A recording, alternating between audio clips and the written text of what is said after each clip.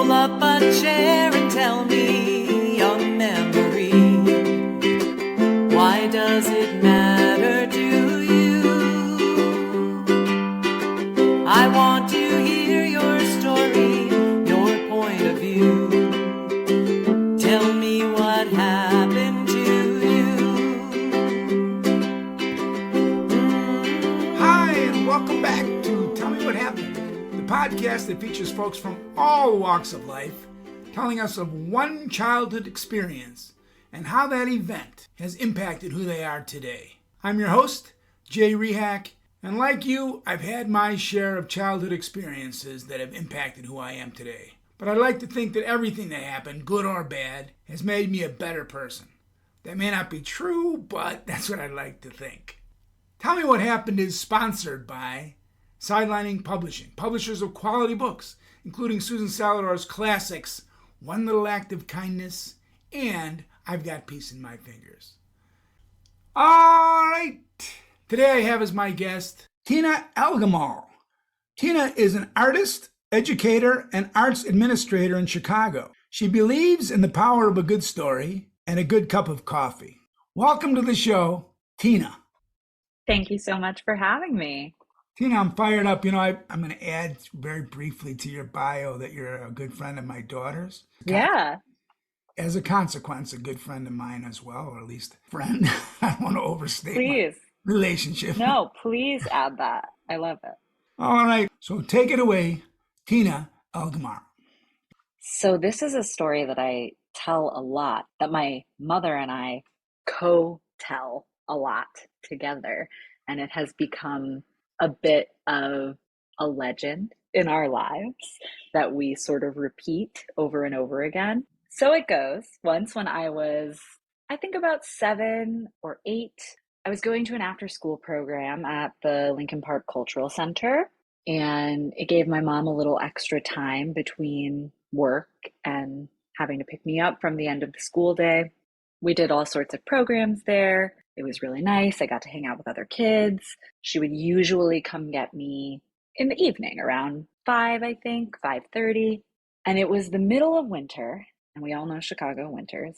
It gets dark at 4 p.m. and it's really, really cold. And sometimes there's lots of snow or slush or ice.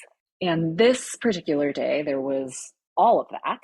And so my mom comes to pick me up, and we're supposed to go to my dad's apartment that night to have dinner with him. They're already divorced at this point, so we're visiting him a few times a week and doing things like dinner or going out. And this was a night to go have dinner at dad's. And my mom was running late, which was frequent occurrence in my childhood and something I inherited from her that I'm now trying to course correct. She was running late and was in a huge rush to get to my dad's because he was cooking dinner and she didn't want to be late. She wanted to respect his time. So she comes to get me. We haul out of the Lincoln Park Cultural Center. I've got my backpack, all my stuff. I'm sure I'm like taking my coat off and causing all sorts of mischief the way a 7 or 8-year-old does. And the way my mom tells it, she had spoiled me up to this point in that she used to always open the car door for me and put me in the seat and buckle my seatbelt for me my whole life up to this point. And around this time, she said that she was trying to break that habit because she decided I was old enough to do those things for myself. And she said that one day it really occurred to her when we went to get into the car and I just walked up to the door and stood there and did nothing and just waited. And she was like, oh, this kid needs to be able to let herself into the car and buckle her own seatbelt. So this is a habit I have to break. And she's starting to break that habit. So we're walking to the car. She's not opening the door for me and not going to put me in the car. And it is snowing. And it's the pretty Chicago snow, which is rare, but it is a winter wonderland. And it is like glittering. And it's about to be a blizzard, actually. There had been blizzard warnings all day and it was starting. It was really beautiful and the snow was fresh. It had just fallen. There were a couple inches. And so there weren't like a lot of car tracks or footprints in it yet. And being the kid that I am, I'm like looking at it and trying to turn it into art. And so I'm like staring down at it, standing by the car, and I'm stomping around in my boots, making a pattern in the snow. trying to make a picture, I guess. And I'm so hyper focused on what I'm doing. I'm stomping around and looking at the way the snow glitters, making this probably what I thought was a masterpiece. And then I look up and my mom's gray station wagon is gone. And I am alone in the middle of Lincoln Park. It's dark outside and a blizzard is starting. And the after school building is across the street. And I hadn't learned how to cross the street by myself yet. I was always told to cross the street with an adult still at this point. And so my first thought is, oh no, this is bad. I don't know where my mom went. I can't cross. I'm not allowed to cross the street. And I didn't have a phone. I was 7, and this was really before cell phones were a common thing to have. I don't even think my mom had one yet. So I realized I was going to have to get back to the after school building and have someone find a way to contact my mom, which involved crossing the street, which I didn't know how to do. And I'm in the middle of Lincoln Park and it's busy and it's blizzarding. So I'm terrified.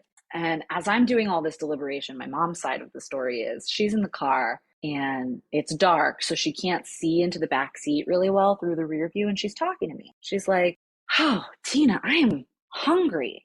Are you hungry? I really hope Dad made a good dinner. What do you think he made? And I don't respond. And I had a black winter coat at the time, and she had some also black bags in the back seat of the car. So she said when she looks in the rear view, it looks like I'm slumped over, maybe falling asleep. So she goes, oh, Tina, are you tired? Do you have a long day at school? No answer. Tina, you're scaring me. Answer me. She gets the next red light, turns around and realizes that I'm not there.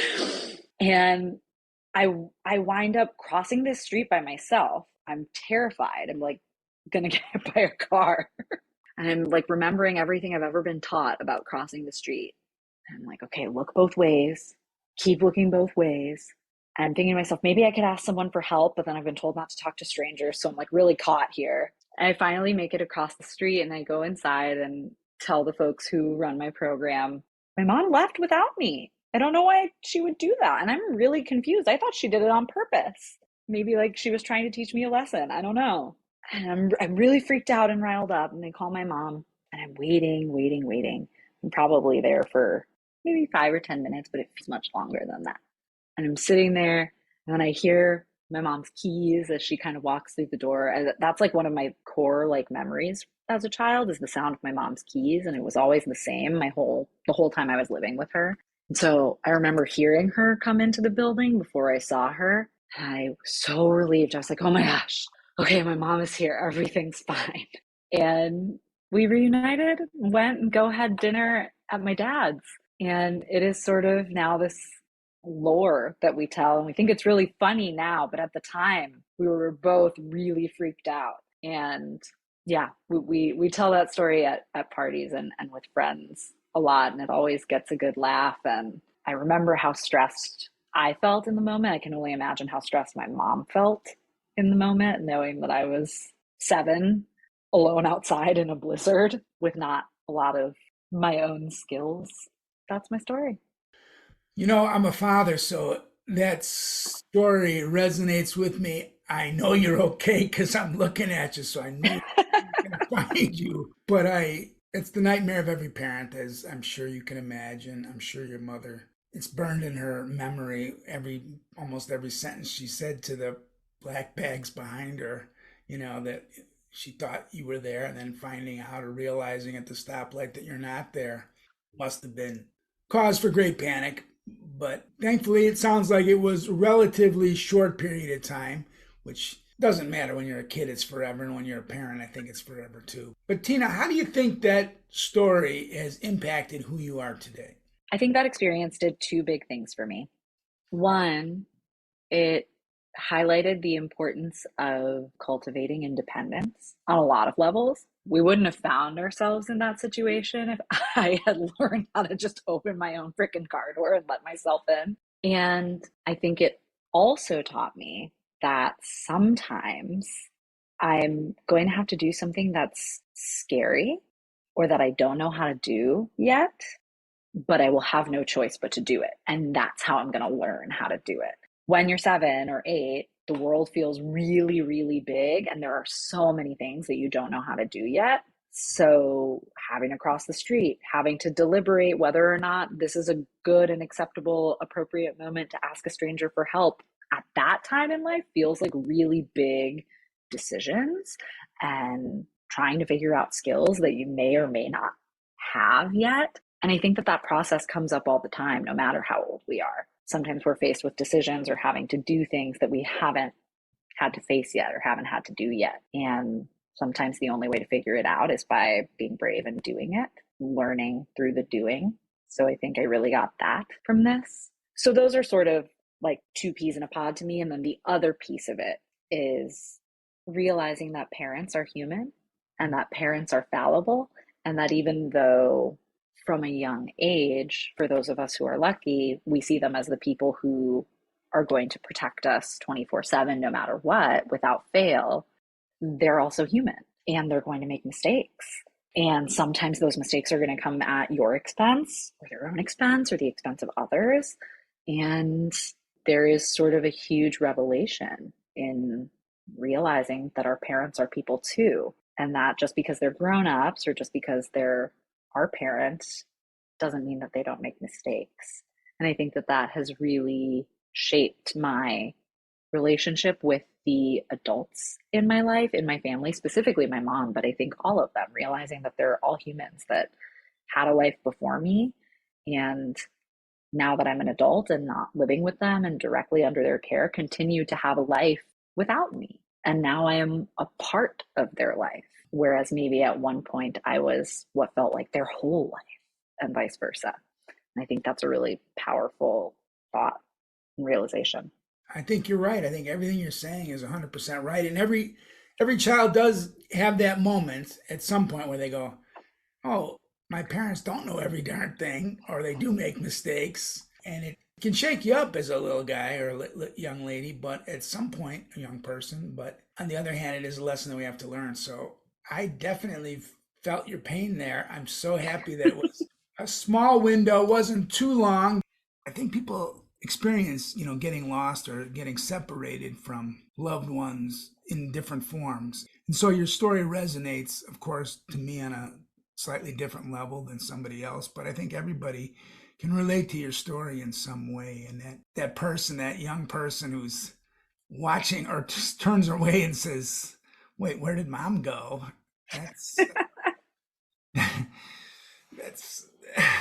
sorry, but that's something that all of us to a certain extent experience in some way, where we realize, oh, mama can't be there 24/7.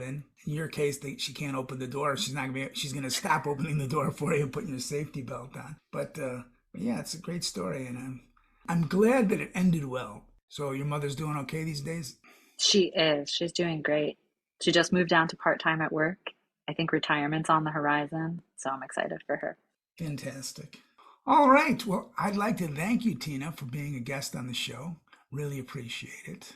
Thank you, Jay. This was fun. All right, so that's our show. I'd like to thank Tina Algamar for coming on the show and telling us her story. I'd also like to thank our sponsors, Sidelining Publishing and LaughSaver.com. So until next time, this is Jay Rehack asking you all to please stay safe out there. Try not to get lost, but if you do, hope you get found fast. And try not to hurt anybody.